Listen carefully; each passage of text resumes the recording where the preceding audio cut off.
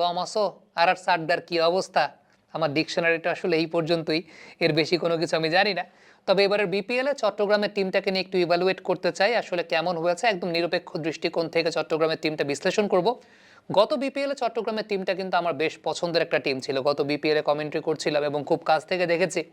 আমার কাছে মনে হয় যে খুব বেশি বড় নাম না থাকার পরও চট্টগ্রাম টিমটা তাদের স্ট্রেংথটাকে পরিপূর্ণভাবে ব্যবহার করেছিল।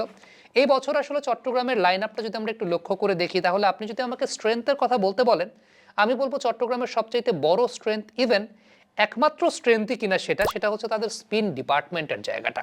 তাদের স্পিন ডিপার্টমেন্টটা বেশ prominent. They have off spinner, they have mystery spinner, they have left arm orthodox spinner. All together আমার কাছে মনে হয় যে it's a very spin friendly line up, spin heavy line up.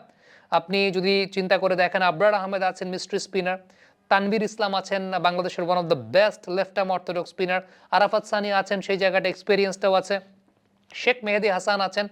So Sheikh মেহেদী হাসান তো আমাদের